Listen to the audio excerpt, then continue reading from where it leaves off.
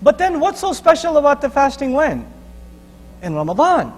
What's so special about that? Ramadan is special. Let's listen to Shahru Ramadan alladhi unzila fihi al-Qur'an. Number one.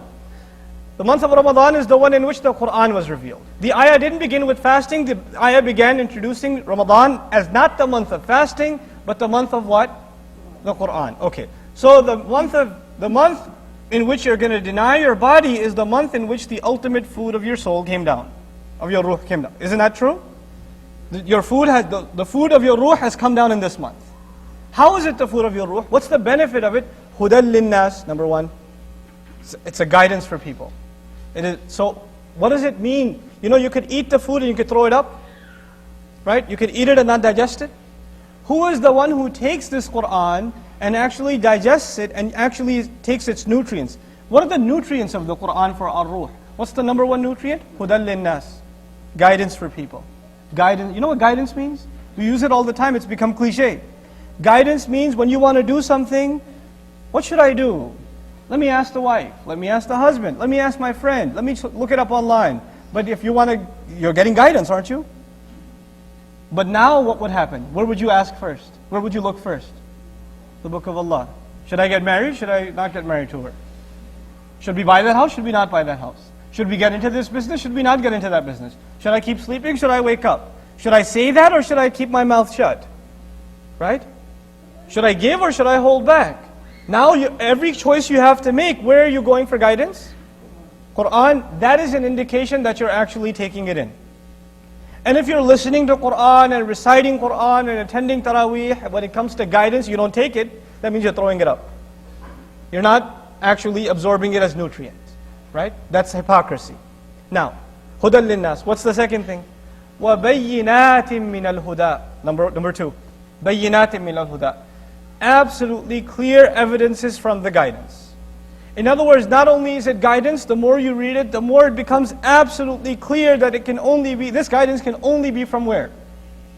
It can only be from Allah. Not only is your ruh testifying to this, your entire being, your intellect is in awe at the majesty of these words. You're amazed by this Qur'an. The salah for the Sahaba, every time they heard the ayat of Qur'an, they heard a miracle. You know, for us, it would be easier if we're standing next to Musa alayhi salam and the water is parting, we're like, whoa, miracle. Right? Because it's something you could see. What is the miracle for the Sahaba? What water are they seeing part? What dead guy are they seeing coming back to life? They're not. What mountain are they seeing hovering in the sky? What 12 springs are coming out of a boulder? Nothing. No she-camel, nothing. What's their experience? What's their miracle? Qur'an. And the entire Qur'an being recited in the month of Ramadan, you are being blown away by the most clearest evidences of the miracle of Allah. بَيِّنَاتٍ مِّنَ الْهُدَى. And then finally, what's the final nutrient of the Qur'an, nutrition of the Qur'an? وَالْفُرْقَانِ. وَالْفُرْقَانِ. What is Furqan? English translation is criterion. What that means in simple language is something that makes a clear distinction, comes from farq in Arabic, okay? Or al-furuq. Farq means to have clear separation between two things. One thing is not just, there are two things next to each other and there's glue between them, they look like one. But when they're clearly apart, right, the thing that separated them would be the furqan. Something came and two things looked like they were right next to each other, but it came and it axed them apart and they became clearly distinct from one another.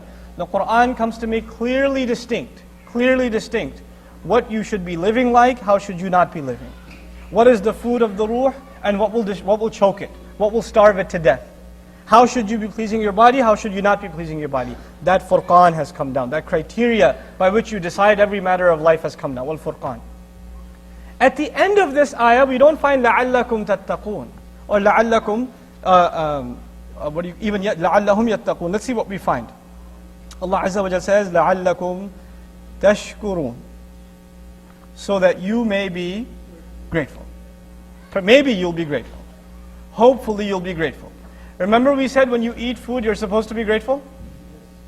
Which food has come down that we should be grateful? Food of the soul.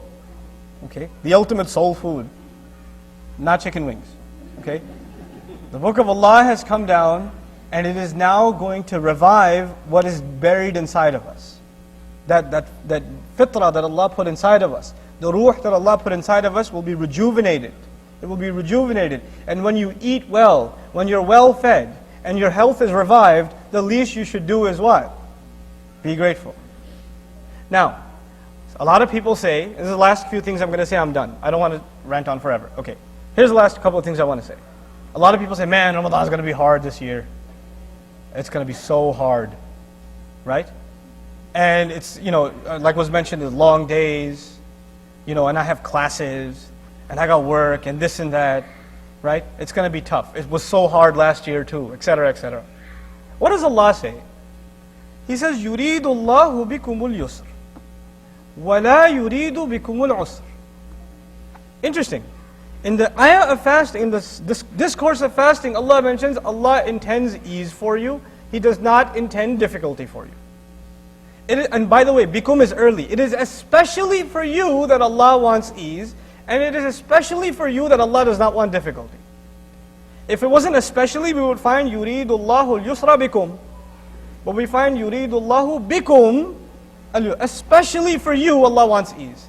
The people who get to fast, it is a special gift from Allah, and Allah is guaranteeing He made it easy. So if you find it hard, who should you ask to make it easy?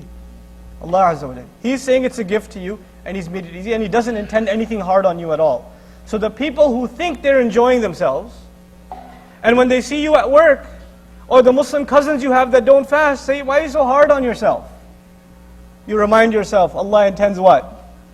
Ease. You're the one in difficulty, you don't even know it. That's sad.